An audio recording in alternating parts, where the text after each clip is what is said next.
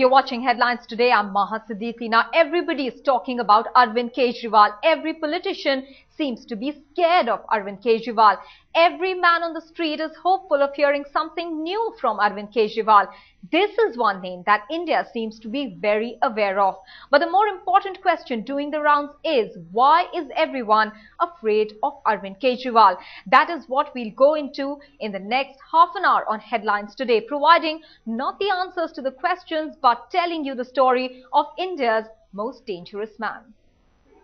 Robert Vadra ji ने 2007 से 2010 के बीच में 3 सालों के अंदर केवल 50 लाख रुपए से 300 करोड़ रुपए की प्रॉपर्टीज खरीदी हैं.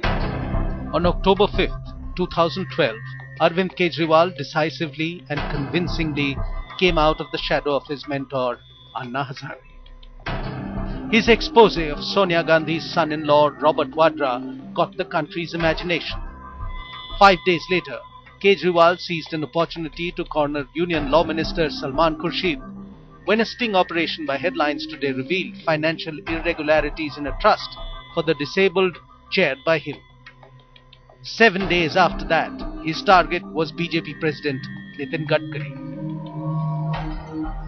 All of this was aimed at achieving his ultimate agenda, to establish the hollowness of the existing political parties and show why only his party can offer a political alternative. All these parties, their foundation is corruption, crime, nepotism. And when you are walking on the path of truth and sincerity and honesty, I think they just don't stand anywhere. Arvind Kejriwal is the man who came out of the income tax department to expose the system.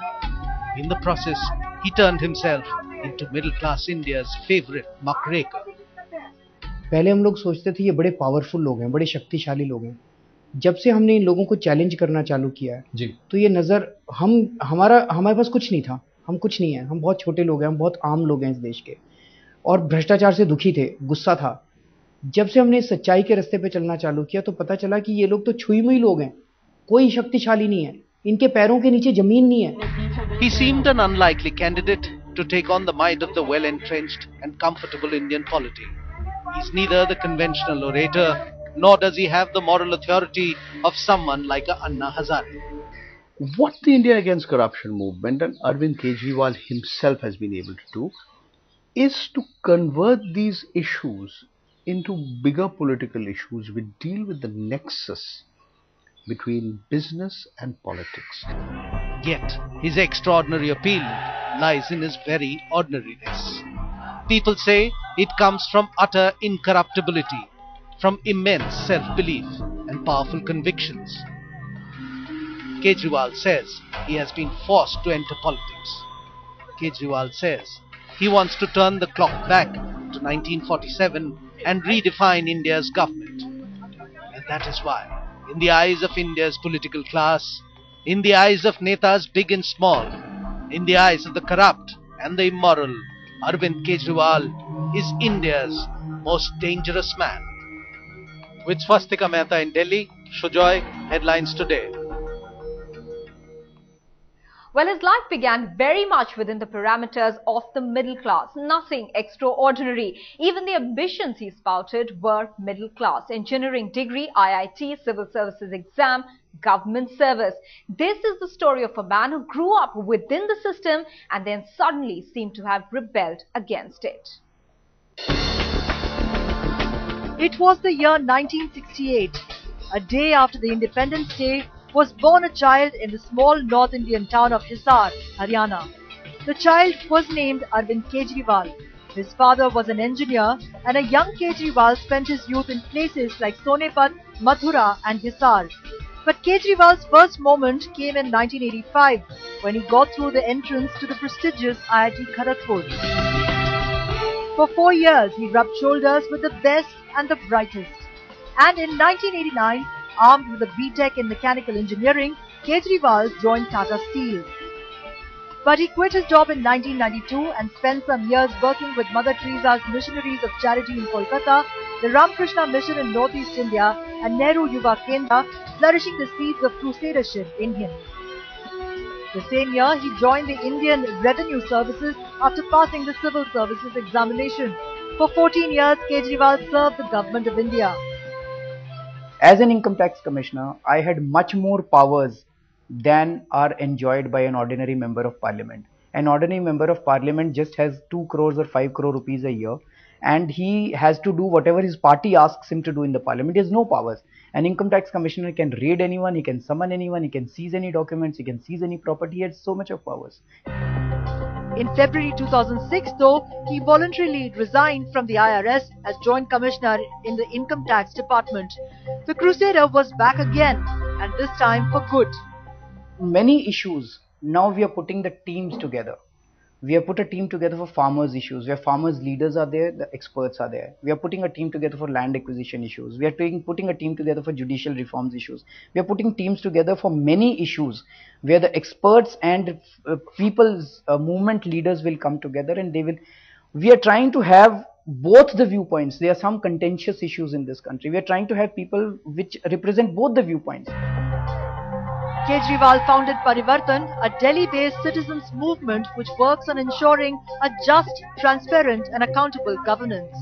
In December 2006, Kejriwal along with Manish Sisodia and Abhinandan Sekhri started Public Cost Research Foundation, which works for promoting better local self-governance and RTI-related campaigns.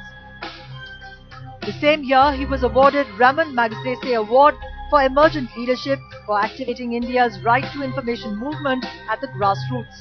And at that point, Kejriwal seemed all poised to take the great leap forward, but no one knew the direction it would take. Bureau Report, Headlines Today. Well, Arvind Kejriwal has put his finger on the pulse of the country's media. Some accuse the media of playing to his advantage. Some say that the media has created him. Politicians say the media is biased towards him. The fact of the matter is that Arvind Kejriwal has a very strong understanding of media management, and all along he has used planning and strategic release of information to his extreme advantage, with the net result that Arvind Kejriwal has never been out of sight of the media, and so never out of mind of the nation's consciousness.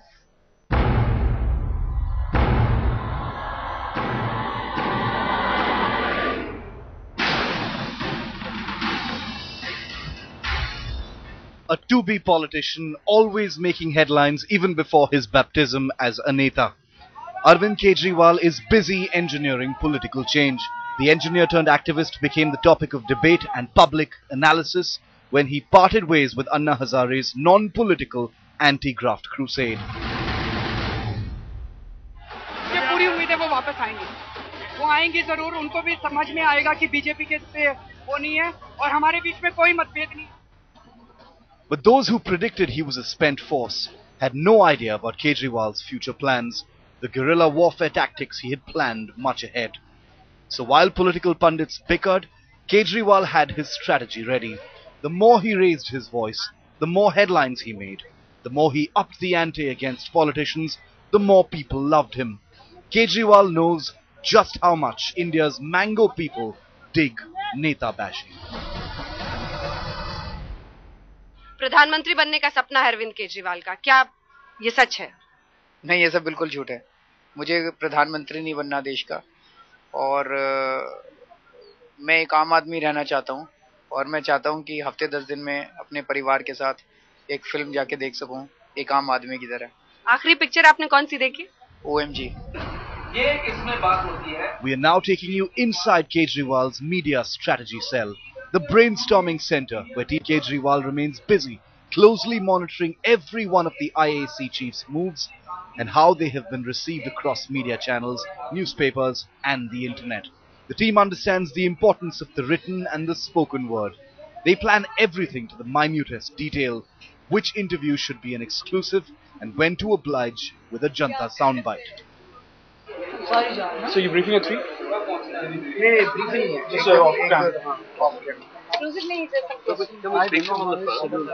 Kejriwal has not a moment to spare, using every minute to plan, strategize his next political act.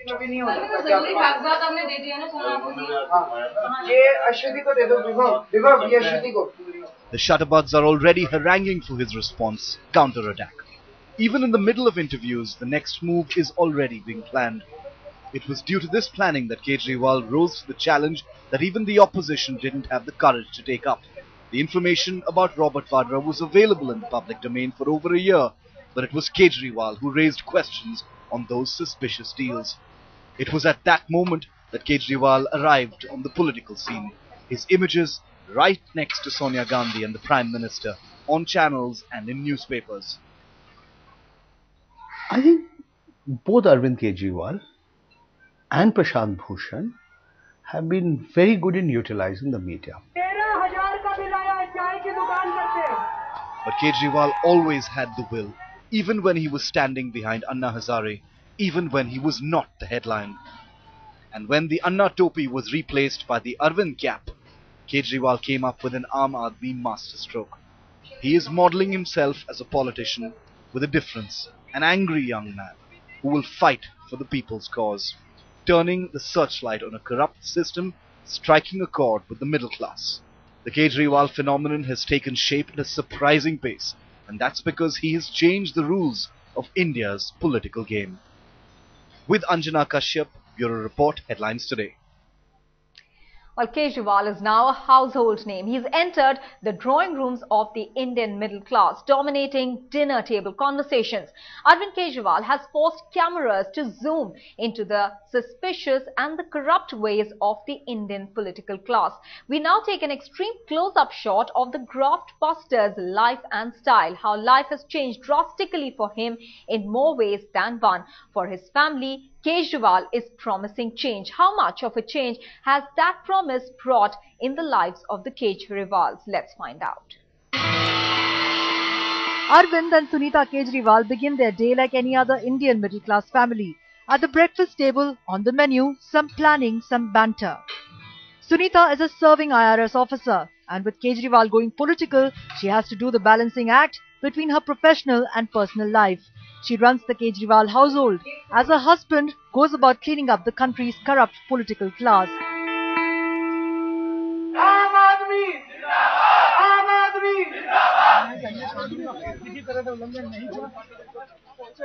Kejriwal's style is simple. He is in your face, abrasive, no nonsense. The topi, baggy trousers, the bush shirt and chappals. Arvind claims he hasn't changed much, but he misses watching films and sometimes the stillness of Vipassana meditation. But most of all, he is cautious of the glamour and the danger of slipping. ये glamour, ये इतना ज़्यादा focus, कभी पैर ऐसा लगता है कि लड़खड़ा ना जाए इस वजह से? ये तो है, जिसकी आदत नहीं हम लोगों को। ना तो हम नेता हैं, ना हमें राजनीति आती है। फिल्में कम देख पाते हैं। मेडिटेशन के लिए मैं जाता हूँ, वो तो लेकिन अभी भी जाता हूँ हर साल। इन्होंने तो 2G घोटाला किया हुआ, इनके पास तो 2 लाख करोड़ रुपए हैं। But Arvind has changed more than just that. The poise, the confidence in his stride, Kejriwal's entire demeanor has changed. He now says no to sound bites. After all, he sets the agenda for the next day's headlines. But the kids glow with pride, excited about daddy turning politician. पापा में बहुत दम है। I am very proud of my father, क्योंकि वो ऐसा काम कर रहे हैं जिसकी अभी बहुत जरूरत है आजकल की सोसाइटी में। Some headlines though worry his parents, who are no less proud and confident that their son will overcome every hurdle. Salman Khurshid जी जैसे अपने बयान दे देते हैं इस टाइप के, तो फिर कभी-कभी डर लगता है। While Kejriwal may strive to remain an ordinary man, the fact is he no longer is. Many are criticizing him, many hanging on to his every word, many pinning their hopes on him for real change. अगर इसमें कूदे हैं हम लोग, तो जो कुछ भी होगा वो तो फिर उसका हिस्सा है। With Anjana Kashyap, Bureau Report, Headlines. The Vadra revelations marked a major turnaround for Arvind Kejriwal. It was his coming into his own in the political arena. His coming out of the shadow of mentor Anna Hazare moment, and Arvind Kejriwal, as usual, had planned it all out in every small detail, how to do, what to do, and more importantly, when to do what. We are going to challenge their politics at every stage. We want to change the politics of this country. Anybody who heard that would have said that here was a man who was never going to turn politician. But then Arvind Kejriwal was part of Team Anna. Within a few months of this soundbite, things changed. Anna Hazare, Kiran Bedi and Santosh Hegde wanted their movement, which had acquired an all-India base, to remain apolitical. But Kejriwal and his close advisors, including Prashant and Shanti Bhushan, wanted to jump into politics. And so they parted ways. Kejriwal, no longer a member of Team Anna, had to build his own credibility back again. He himself has admitted that a lot of his supporters left him. He claims conspiracies were hatched against him and his team. Robert Vadra referred to his movement as Mango People. Khurshid called them gutter snipes. BJP President Nitin Gadkari called him a muckraker. Digvijay Singh said Kejriwal was only doing this because he had been denied membership of the Sonia Gandhi-led National Advisory Council. Why should I try to become an NAC member? What power does an NAC member have? The only privilege that they enjoy is that they can sit with Mrs. Gandhi and have a cup of tea. I don't think I have any such ambitions. But the consensus amongst politicians have been that just like them, Kejriwal's brand of media politics is aimed at visibility being more important than vision. It has been barely 2 years that Arvind Kejriwal intruded into the political space. The first salvo was fired in November 2010 using the Commonwealth Games scam as the launching pad. From then on, at regular intervals, Arvind Kejriwal has used national issues and concerns to stay on course to his stated ideal of a corruption-free India. As a Team Anna member, he was never far behind a fasting Anna Hazare. Most of the time, it was he who faced the media.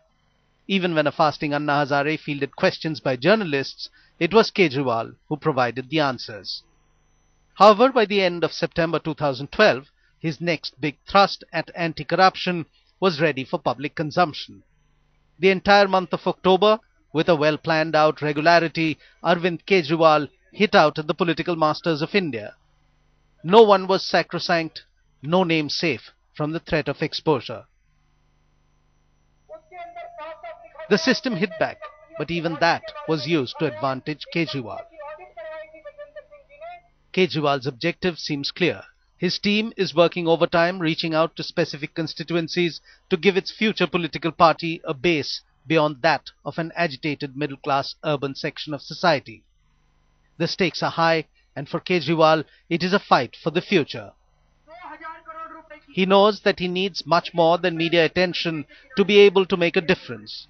At this moment, he may be the most dangerous man in India, but to win true power, Kejriwal has to translate the simmering anger against corruption into a positive vote for his party in 2014.